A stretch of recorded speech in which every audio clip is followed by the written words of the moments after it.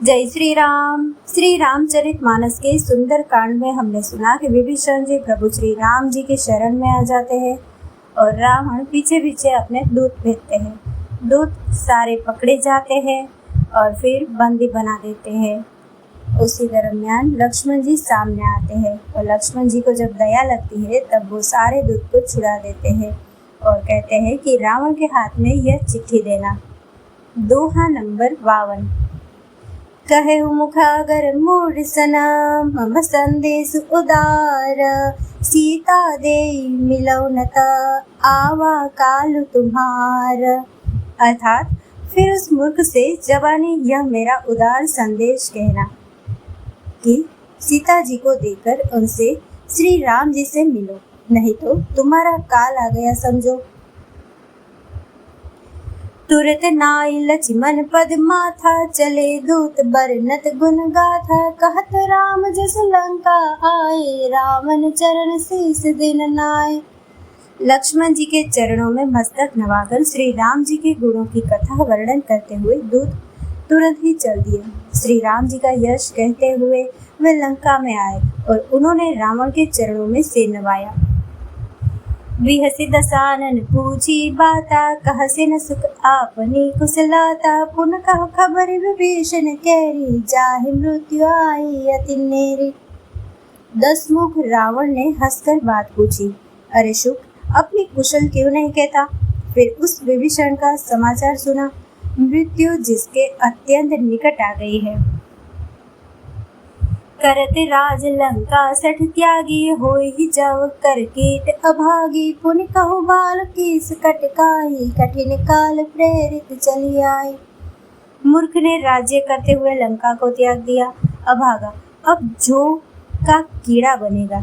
यानी कि जो के साथ जैसे धुन भी पिस जाता है वैसे ही नर वानरों के साथ वह भी मारा जाएगा।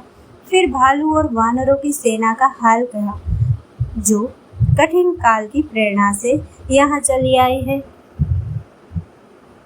जिनके जीवन कर रखवारा, भयो मृदुल चित सिंधु विचारा। कहु तपसिन के बात बहोरी, जिनके हृदय त्रास अति मोरी। और जिनके जीवन का रक्षक कोमल चित वाला बेचारा समुद्र बन गया है। अर्थात उनके और राक्षसों के बीच में यदि समुद्र न होता तो अब तक राक्षस उन्हें मारकर खा गए होते। फिर उन तपस्वियों की बात बता, जिनके हृदय में मेरा बड़ा डर है। कि भई बेट के फिर गए, श्रवण सुजस सुनि मोरा। कहसी नरि कुदल तेज बला, बहुत चकित चित तोर। उनसे तेरी भेंट हुई या वे कानों से मेरा सुयश सुनकर ही लौट गए। शत्रु सेना का तेज और बल बताता क्यों नहीं, तेरा चित्त बहुत ही चकित हो रहा है। नाथ कृपा करी पूछे जैसे, मानव कहा क्रोध तजिते से। मिला जाए जब अनुज तुम्हारा, जात ही राम तिलक ही सारा। दूत ने कहा, हे नाथ, आपने जैसे कृपा करके पूछा है वैसे ही क्रोध छोड़कर मेरा कहना मानिए। जब आपका छोटा भाई श्री राम जी से जाकर मिला तब उसके पहुँचते ही श्री राम जी ने उसको राज तिलक कर दिया। रावण दुत हम ही सुनिकाना, कपिन बांध दीने दुख नाना। श्रवण नासिका काटे लागे, राम शपथ दीने हम त्यागे।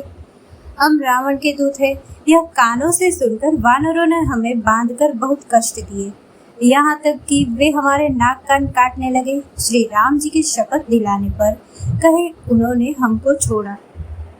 पूछी हो नाथ राम कटकाई, बदन कोटि सत बरनि न जाई। नाना बरन भालु कपिधारी, बिकटानन विशाल भयकारी। हे नाथ, आपने श्री राम जी की सेना पूछी, सो वह तो 100 करोड़ मुखों से भी वर्णन नहीं की जा सकती। अनेकों रंगों के भालू और वानरों की सेना है, जो भयंकर मुख वाले, विशाल शरीर वाले और भयानक है।